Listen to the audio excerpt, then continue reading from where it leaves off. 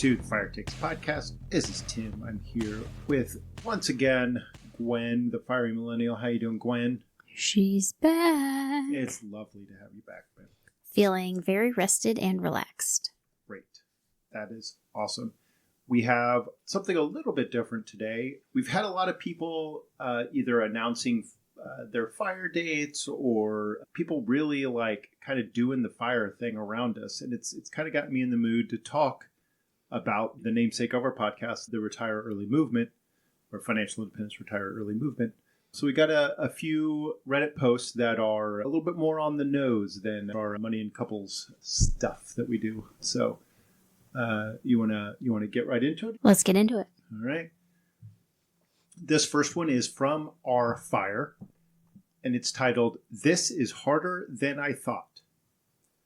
I started on the fire path about 5 years ago and find I struggle with things I didn't expect to struggle with.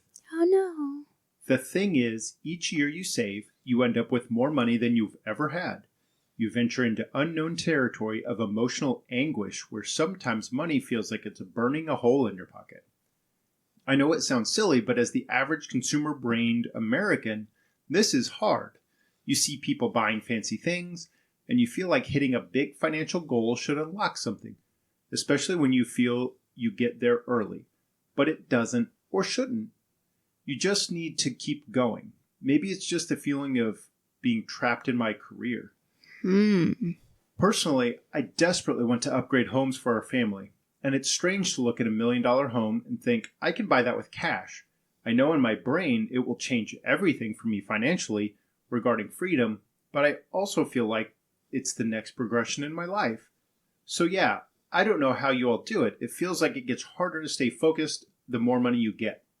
When you see your stock accounts go up 10K in a day and your wife is wanting to upgrade to a fancy car, it's hard to stay frugal.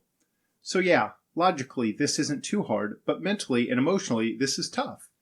My net worth is at $2.3 million with a goal of $3 million, age 38, family of 4, stuck in a 2.3 interest rate on my home. Oh, wham. Poor OP. Poor OP. Oh, taking that 2.3 interest rate all the way to the bank and crying into his piles of money. So this is an interesting one. I certainly feel this. You know, every once in a while, the consumerism that we're surrounded with is going to be overwhelming, right? You're going to want to buy something shiny because you've got a bunch of money, right? I guess at some point, maybe. I mean, maybe not something shiny, but maybe something that looks a little bit more like black leather and rosewood wrapped around a beautiful plywood base in a Ames chair. Ames chair, yeah. Or maybe a 2026 Chevrolet Blazer EV to help haul your thrift store finds around in.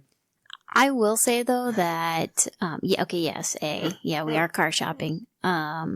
So if you have thoughts on the Prologue versus the Chevy EV, Chevy Blazer EV, let us know.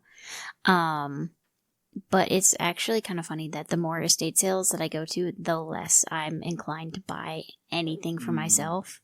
Yeah. Because I know I'm going to get a little sassy chirp from you if I bring home something and be like, no, where are you going to put that? Yeah, or stocking it for our own estate sale or something. But, no, it's just like you look at this home that was full of things that were, presumably wanted and treasured by the people that used to live there, and now it's just stuff, and now people are just evaluating it and be like, is this worth the price that somebody slapped on it, But not only worth the price, is this worth me picking it up, hauling it home, finding a spot for it, right? It's all of the...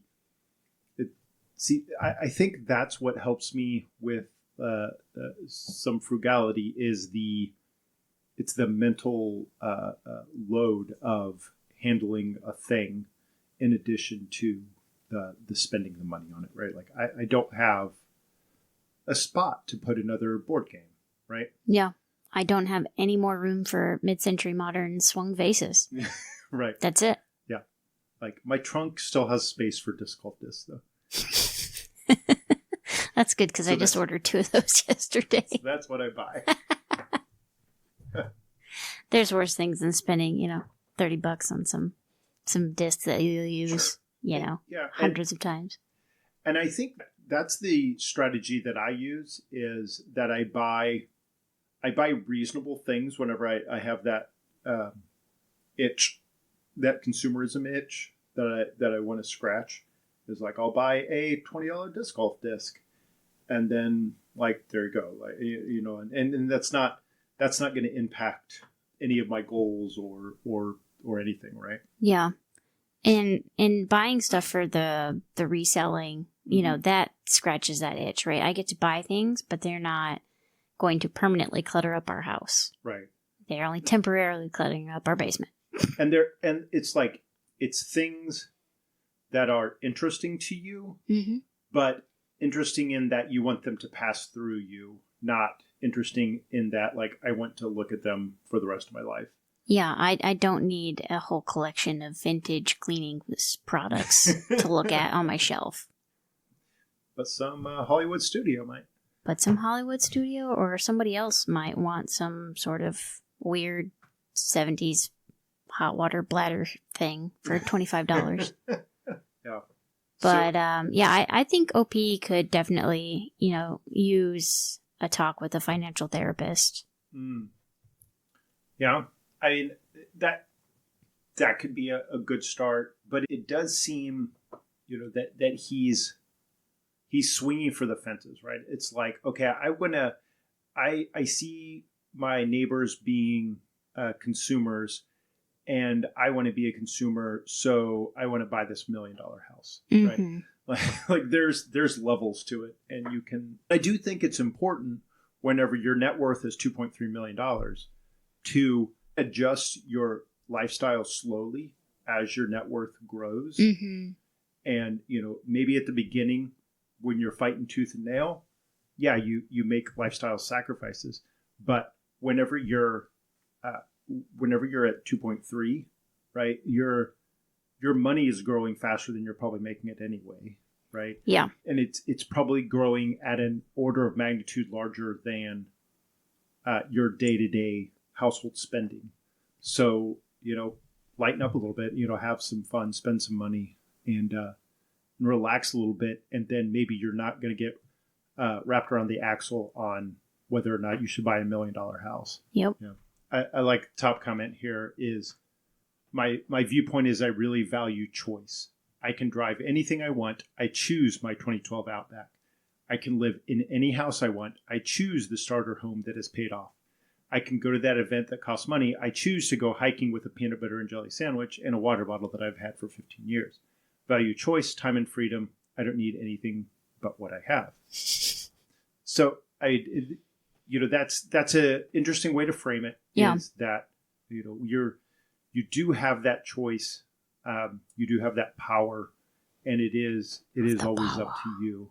But that can be a struggle whenever if your inner demon is telling you to choose to buy that $1 million house, whenever it might not actually meet your needs any better than the house you're living in. Yeah. I was snickering a little bit because I read the comment under that said that 15-year-old peanut butter and jelly sandwich could kill you. I'd make a new one before you go hiking. Yes. The old Reddit-a-roo. Reddit switcheroo. Somebody said, it's a little wild. I was going to post earlier that even though I went from essentially $0 to $2 million from 2017 to 2025, I have more financial anxiety now than I did back then. I think lifestyle creep is real, particularly as so few people do FIRE in real life. In my close friend group, I'm the only one in a condo and not a home. The majority of them have a home and a vacation house, which is ironic since I make the most. Sometimes I'm tempted to spend more, but what stops me is I know that it's a never-ending cycle. If I increase my annual spending by $50,000, I'll get used to that, and then we'll need at least $1.25 million more to retire. For me, the trick is picking 2 to 3 things that I love and not restrict my spending on those. Travel, fitness, and my dog. That way I still feel like I'm getting to do things I love, and where I'm cutting back things. And where I'm cutting back is the things that I care less about: clothes, fancy restaurants, etc. Yeah, I think that's the Ramit Sethi strategy of maximize your money dials. Yep, right. Pick the things that you love, spend money on those, and then cut relentlessly everywhere else. And that's something maybe that OP could exercise. But with that said, the the big three still are important, right? Houses, transportation, and food. Yeah. Yeah. So like if you spend freely on one of those three, you may need, maybe freely isn't the right word when you're spending there. You do need to be careful because those are the big three that can really move the dial. Sorry. I didn't know my phone was so loud. I'm going to call this out, and I'm probably going to play it. Gwen just played a video on her phone. I did not. Yeah. No. I was scrolling through something, looking for something, and my volume was still on, and the video and the ads autoplayed. Autoplay. Got it. Okay. I was not watching a video while I was listening to my beloved husband record on our podcast. You were not scrolling TikTok. No.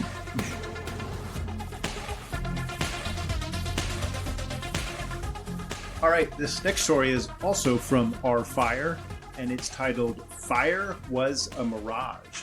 I'm 44 and basically at fire now.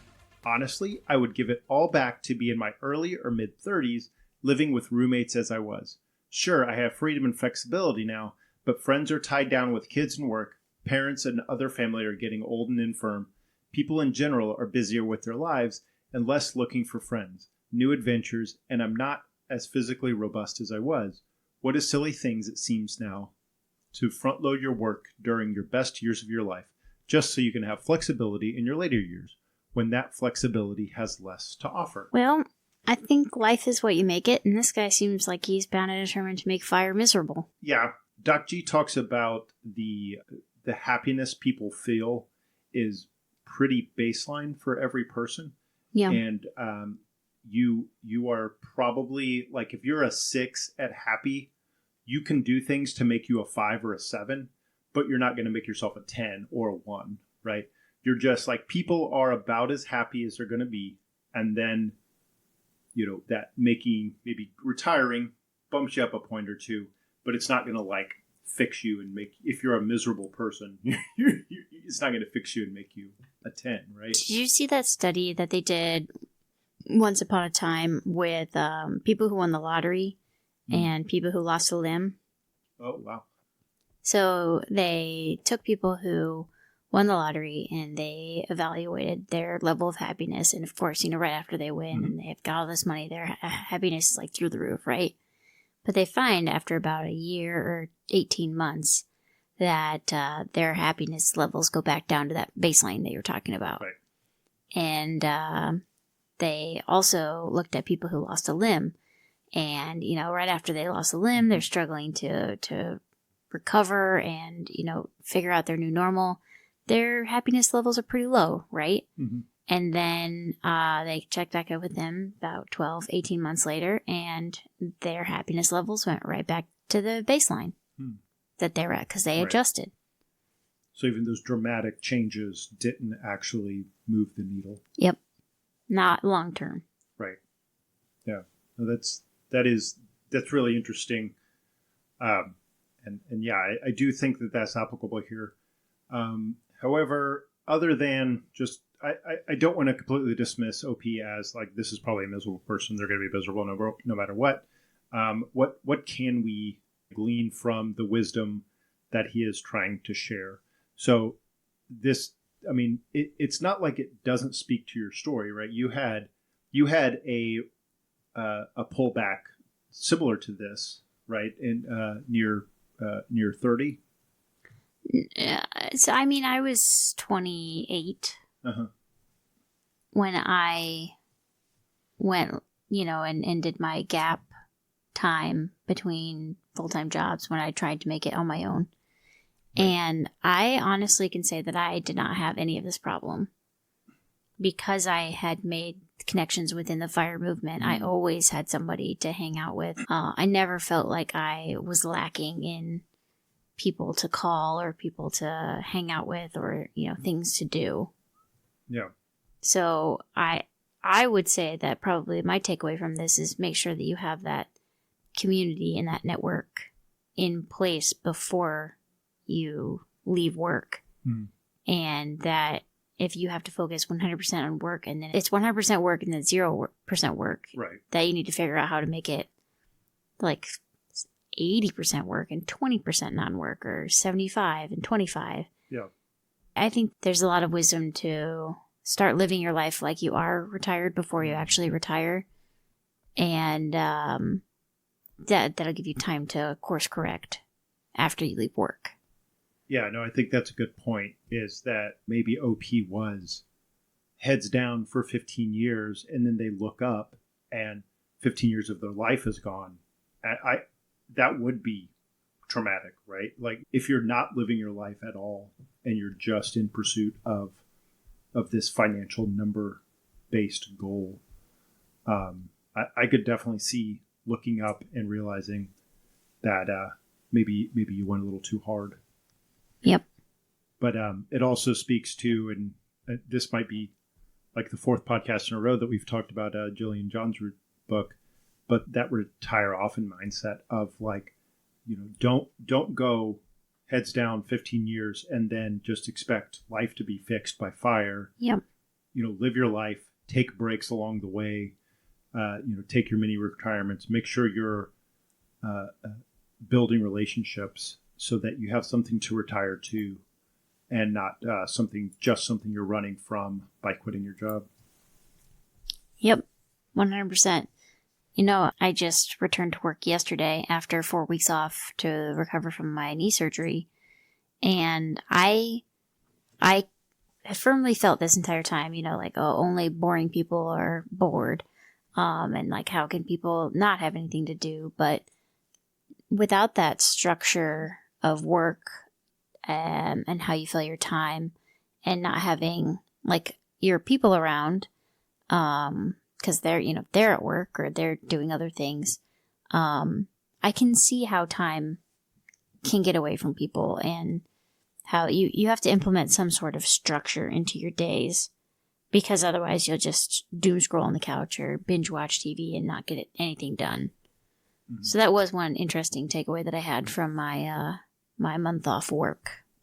Your legitimate mini retirement. My legitimate mini retirement. Yes, thank you for coming around on that. And I think the top comment here is I'm 62 and I can't retire yet. Your life starts at 44 and you don't have to take crap from anyone anymore if you don't want to. I think you're underestimating how sweet your life is going to be. So that kind of goes back to, if not happy versus sad, but optimist versus pessimist, right? This 62-year-old who's looking at this guy and saying like, wow, your life is going to be great from here on out. And all OP can do is say like, oh, wow, what have I done with my life? And I think it really is perspective. Everybody just needs to take a breath, figure out where they want to be, and start taking steps in that direction. Yep. A lot of people are talking about exercise and the value of that. When people tell me stories about how bored they are without work, I ask if they exercise. Shuts them up every single time without fail.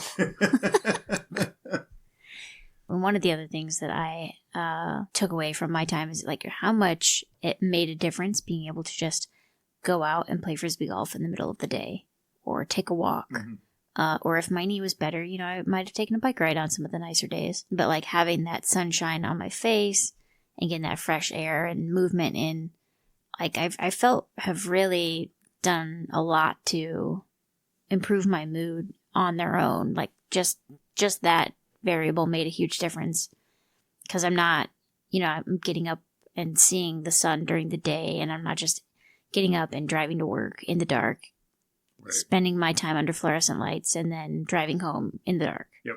And that made a big difference. Yeah, sure. Yep. And one more here, user Toast Balancer says, do people think that FIRE makes you age faster than if you don't save and invest?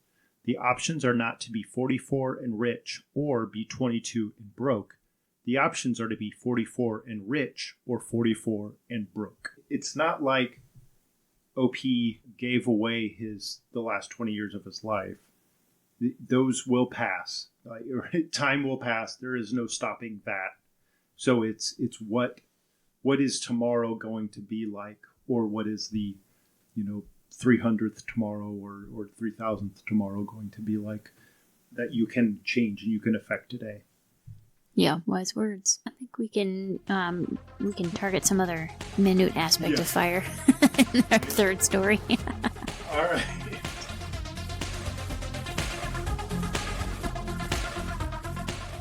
This one also comes from our fire. Surprise, surprise. It is... surprise. Turns out I actually just don't want to work. I'm currently 28, and towards the end of last year, I was working as an engineer and making decent money.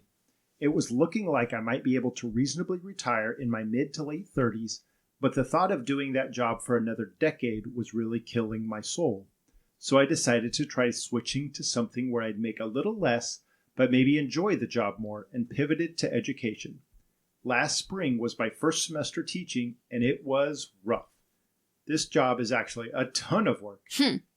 Even though it was a lot of work, it was initially a lot more rewarding than being an engineer. I kind of forgot about the idea of firing that first semester, which was nice. Then the summer hit, and oh my God, it was like a micro-dosing retirement. I did a lot of traveling by car because I had a ton of time, spent a lot of time with my family and friends, and focused on my health the way I always wished I could. It was truly an amazing experience. I wish that more adults could experience the absolute ecstasy of an extended break. Now I'm back in the saddle, and I'm busting open the retirement spreadsheets again. Having gotten the taste of what I really wanted, the stress of having to work is harder to bear in some ways. The job still has its high points, and I know I'm a spoiled brat for complaining about it because most people won't even get an opportunity like this. But man, it would really be sick to not have to do any of this. It looks like I'll be working till at least my early 40s at this point, but at least I'll get to take it easy sometimes. How do you feel about this story? So this is interesting. I did consider this exact transition, right, from engineering to teaching. Part of the idea of summers off is cool, but part of what scares me about the teaching profession is the control of my day-to-day life. Like today, it was 60 degrees, and I have more vacation time than I have 60-degree days in January. So I just dipped out in the afternoon and went and played Frisbee golf, right? Not with me, I would like to point out. Right. I diligently worked until 4:30 today. So hard. You worked so hard. But when you're teaching, like if you have a sick day, it's a whole event where they've got to find subs and like there's no... Whereas if I need to take the day off, I just say I'm not going to be there. And as long as I get my goals done, in the next several months, most of my deadlines are months away, or I'm working way ahead. So like I have that flexibility to just take a day off when I need it. And like that, I just really value that part of my job right now. So like that's one thing that scares me about teaching. But anyway, all that to say, OP's experience here of getting that summer break and realizing his mini retirement experience sounds like it was very eye-opening. I wonder if OP wishes he could have that engineering salary back and he could retire at 35 again, or if he is satisfied with that the summers off, the getting to take the mini vacation every year, which is not nothing, right? It is valuable. I know that for me personally, I made the calculation that I would much rather get paid more and work overall less than to stretch it out with breaks. Okay. So like this is when you decided that you wanted to go back to W-2 work. That was kind of the goal, is you wanted to be more concentrated work and less work for a long time. Yeah, well, because like when I was doing my my first break in between W-2 jobs, I left a job that was like paying me roughly $85,000 a year, which is a lot of money for 27 in that area. For me specifically, in my experience. I don't know how many other caveats I could put on that, but when I wasn't working, I was doing freelance stuff, and I'd scrounge out $100 here, $100 there, $200 here, but I had to do like a lot of work for it.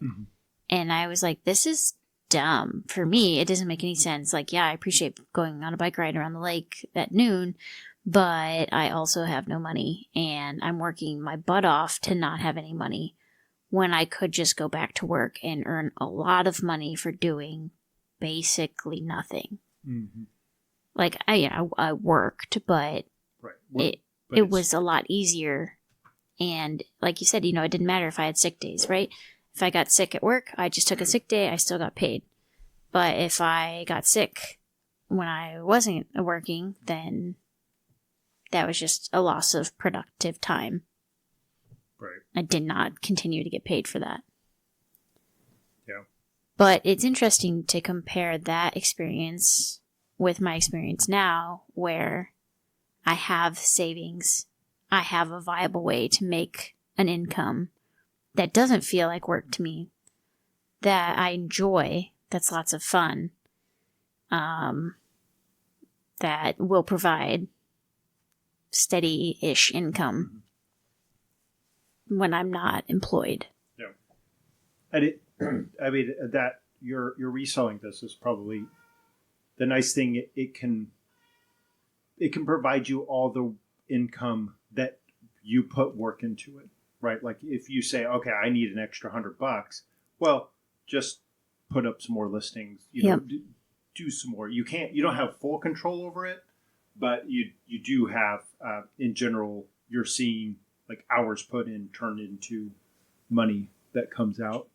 Yeah, and it's good, and I'm learning more and more how to source things that people are going to want, so it just doesn't sit around and. Yeah, well, look at all this inventory I have that could be money. That, it's just sitting around cluttering up the basement. But no, it's actually, stuff that people want and it's going to move. So I think that's, the kind of the key there is to make sure that I'm buying things that people want, not just things that I think are cool. Right.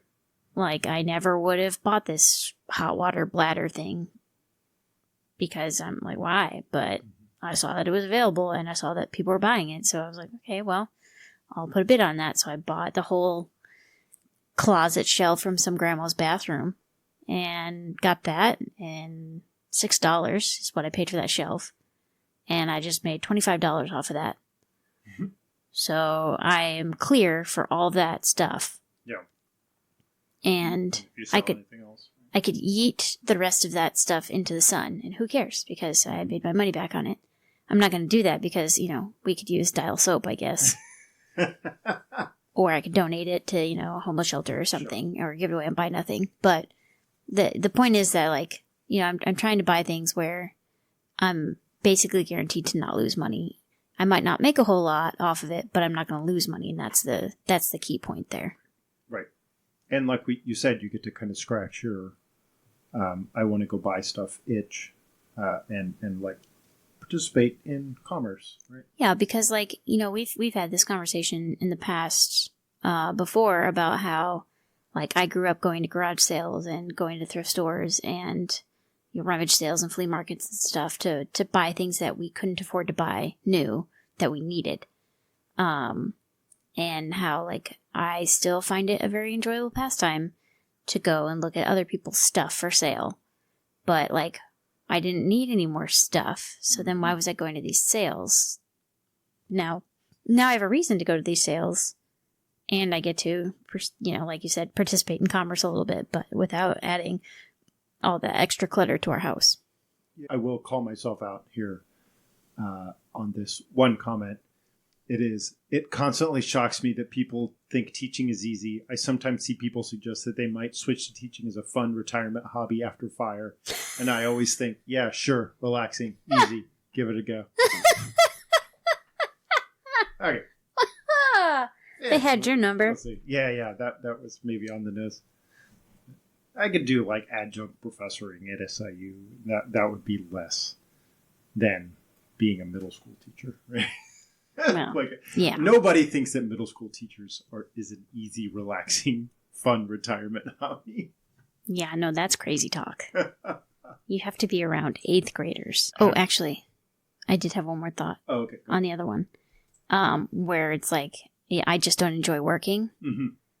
Same. Right. Yeah. Like, I don't enjoy sitting in a cubicle working on a computer. Yeah. I like moving around and doing stuff.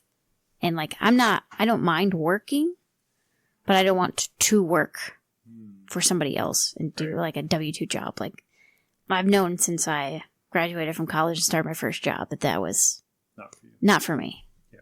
No, I definitely thought about you whenever I saw this story. It's like, yeah, no, I think Gwen actually just doesn't want to work either. I don't want to work, but I am not going to be bum-fi, so. Yeah, about 5, but we'll figure something out. Okay.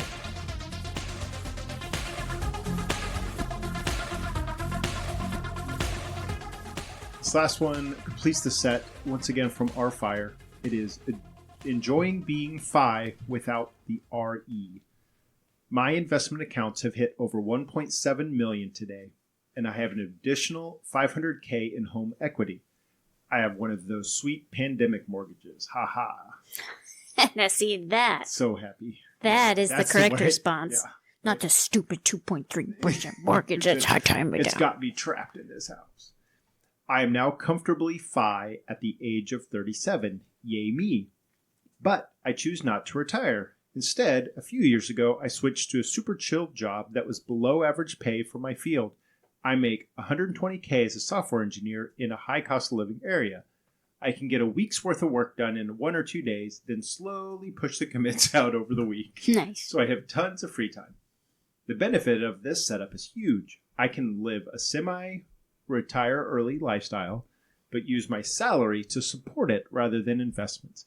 I'm getting 85 to 90K take home and can spend it on my lifestyle. That means travel throughout the year, eating out every day, taking Ubers everywhere I want, buying the latest Macs and iPhones, taking toll roads to skip the traffic, and anything else I want, I get. So it's a pretty sweet life, sort of middle ground between working and retire early. All while my investments compound and grow.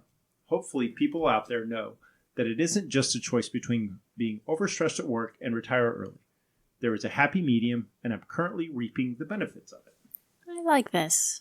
I feel like that's a very reasonable approach. It's very balanced. Yeah. I mean, it's good work if you can get it. The 1 or 2 days, probably Right? working Yeah, from that's home. the kicker there, you know? That is the kicker. But yeah, no, I do like OP's general attitude towards work of, I've got enough money. Work doesn't have to be my life. It doesn't even have to be a third of my life anymore, like it is for most working stiffs. Right? So he can kind of relax and step away from that. And then also he's kind of living a fat fi lifestyle because he's working that while his investments grow, right? While his retirement continues to grow. And by the time he's done with this sweet gig, or they kick him off the payroll, he will have probably a lot more than $1.7 million today. This was 4 months ago. He's already probably got 1.9, right? Just from the last 4 months of gains. So it's this is the one that probably I identify most with. While I am still putting in the kind of the 40 hours a week, I'm not letting it stress me. I'm not stressing out over work. I'm kind of being relaxed. I'm taking on the tasks I want to do, and trying to focus on things that feel purposeful and interesting to me, and having a lot of fun at work, and just trying to be a social creature, do all those good things. Meanwhile, I have none of those things. I get told when, where to be, and what to do, and I just gotta go do it. Which is why I will be very busy at work for the next month. After being off for a month, I have back-to-back-to-back exams. And one of those I have to be on the road next week. So I get to be about, 2 hours away? Mm-hmm. Yeah, 2 hours away in the middle of nowhere, Illinois. So, fun times. Hey, that's a fine town. It's fine. But, this place is not a vacation destination, right? I'm like, oh, I travel for work, and people are like, oh, where do you go? And I'm like, Little Rock, Arkansas, or Lexington, Kentucky. And there's no shade against those places, but They're hardly vacation destinations that people are like, But I mean, oh, honestly, you get to go to the big city? Wow, that's so cool. No. Mm-mm. Honestly, Little Rock and Lexington are pretty nice compared to some of the much, much smaller towns you go to. Yes, I do appreciate going to a town that It's has all the multiple places hotels. in between Lexington and Little Rock that you go to. Oh, yeah, I go all those places too. That is, yeah. I do appreciate going to a place that has more than Casey's Pizza, Mexican restaurant, or a Chinese restaurant for food options. So, yeah. But that's why I'm a little bit more incentivized to quit work than you are. Yeah, and figure out what your other options are. I like that the top comment on this is taking toll roads. This guy's living large, which is fair because I have recently started taking toll roads, and I will say that I do enjoy that. Oh yeah, and I don't really necessarily want to stop that. What toll roads are you taking? Okay, not in St. Louis. Oh, okay. But like when I was on my road trip on the East Coast. Oh yeah. Going in and around New York City and on the East Coast, and it was like, do I want to spend 3 hours getting to Maine, or do I want to take an hour on the toll road? Oh, yeah, 100%. I was like, yeah, just do the tolls. Yeah. And maybe that would be different if I like lived in Denver every day and I had to be like on a toll road, or, you know, like the maze and mess that is Orlando toll roads. But if it's like the only way to get there, and it's like, okay, every day on my way to work, I got to pay $10. It's like, okay, cool. Yeah, that's why I moved away from Washington, D.C., because like I really like taking the metro to work, but it did add up after a while. Yeah, I could see that. So, yes, lifestyle creep is real. Yeah. Case in point, right here. Guilty. Yeah. But I mean, that's the other thing about people like OP and people that are pursuing FI is that you live so much of your life, you stamp down that lifestyle creep so that whenever you get to a point here where you're like, hey, I was taking an Uber, I'm going to go on the toll road, and you re-engage with consumerism after you've realized you've kind of grown and you realize, okay, what is meaningful to me, right? So it's meaningful to OP that he has the latest iPhone and Mac, right? So like, but he grew into that. At 37, he knows what to spend his money on. He's not wasting all of his money at 23, right? On things that end up not bringing him joy. Yeah. Yeah, you should do things because it makes your life better or brings you joy. Not because other people are doing it or that's what other people expect you to do. Okay. All right. Well, that was a good set of stories. Kind of a little bit more serious, a little bit more introspective maybe than we normally get to be, but yeah, I think it was good that we got to kind of re-engage on the fire aspects here.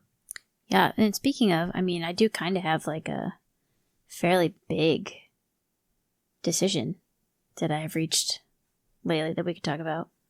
Oh yeah, you want to talk about it? I think we can talk about it. Okay, let's hear it. All right, drumroll please. Am I still going to be married? We are still going to be married. Oh, okay, great. Yeah, that's kind of the whole, like, I wouldn't say linchpin of that, but, you know, Gotcha. it's a pretty significant part of the plan. Anyway, today is the beginning of January, and by this time next year, I will be not working a full-time job anymore for the rest of my life. For the rest of your life? For the rest of my life. I will be the Wi-Fi. You'll be Wi-Fi. You'll be husband-fi. I'll be husband-fi. I will be the wife-fi. But in December, I usually get a pretty decent sized bonus. And then January 1st, 2027, I have a retention bonus that is scheduled to hit. I got promoted in July of 2025. So if I stay for 18 months, I get 5% of my annual salary as a bonus. So that's like a 10 to 15-ish $1,000 swing. Mm-hmm. That seems worth putting in another year for. And that will allow me to get all my ducks in a row and make a plan and get ready for it. Yeah, no, I think it is. It's certainly achievable. I think we put together that plan. I think it also, somewhere you said that it does assume that the world is operating similar to the way that it does today. It's a bold assumption, Cotton. which is bold, but we are tempering expectation on that. But yeah, I mean, if the world keeps going the way that it seems, maybe it will go. If anyone can predict that anymore. If anybody can shake their crystal ball and let us know. But yeah, no, I think it's certainly achievable and get you freed up to spend more time on the things that you want to do. And honestly, usually if you are working at the things that you're more passionate about and that fill you up more, you might end up replacing your income or more so. Anyway. Right? Yeah, I mean, the sky's the limit, you know? Like, I can earn as much money as I want. Mm-hmm. So, my goal that I have is to earn around $3,000 a month in profit from reselling. So, I think that is pretty easily doable. Sure. Given the fact that we live in the St. Louis metro area and sourcing is better here. Yeah, sourcing is really good here. I think that you've stumbled upon a lot of good little treasure troves here. I wouldn't say stumbled upon. I researched the heck out of them. Wow. And got really lucky. Right time, right place. Mm-hmm. But, like, I consistently show up to get lucky. Mm-hmm. So, I think that's part of it, is that consistency. Listing every day. Making sure that I'm picking out things that people want. And knowing things that other people don't. Because apparently I know lots of things that people don't. Uh-huh. And I'm like, why isn't anybody picking this up? It's worth money. And then I pick it up and I'm like, I get this money. This is awesome. Yeah, shh. Don't let them know. Don't tell them. But, like, I'm also willing a little bit to gamble, too. Because I like to buy closets. Yeah. And, closets like a box of chocolates. Just never know what you're going to get. But, like, I just think about the closet that's in your house. You know that closet. Where you just kind of shove stuff and things disappear in it. And you're like, I never want to take that out. Well, I buy those closets. And people can shove just a truly astronomical amount of crap in one closet. And I have yet to learn that lesson. And that's why we're going to get a bigger vehicle for me. So I can take one closet and put it in my car. But yeah, just all sorts of interesting things can be in closets.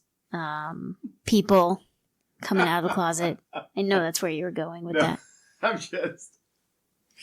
you were like wistfully thinking about closets, and it was bordering on absurdism. Well, listen, like, this is my best sourcing material, is these closets.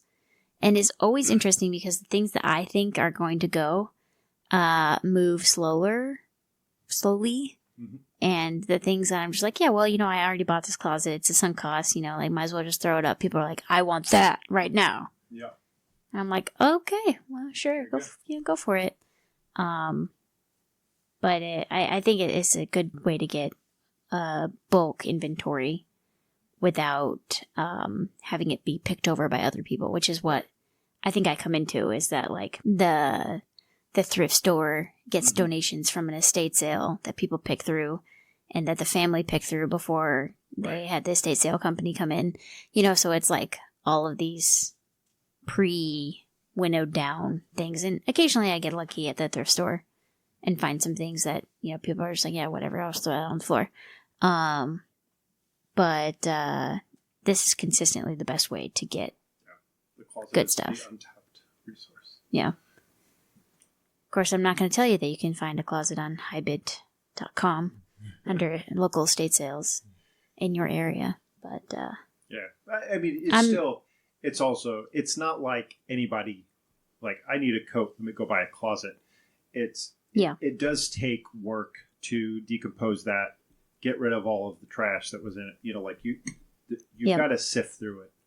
And like, you are providing a service. 100%. And like it's also it's kind of admirable in a like a recycling sort of way, Mm-hmm. right? It's like all this stuff could just be thrown in the trash, but you're looking through it, you're finding the things that are of value to someone, and then helping them acquire it, right? Yeah, giving them another chance at life. Yep.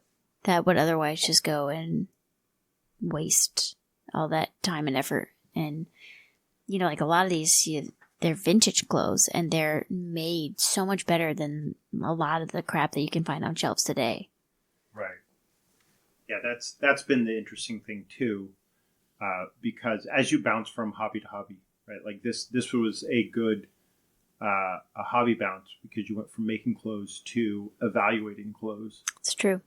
For quality that people might be interested in. So you're actually able to maybe connect a couple of dots here.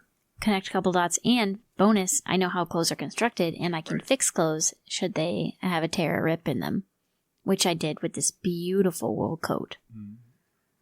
So, for collar and everything. At ebay.com. Yeah. Link in the comments.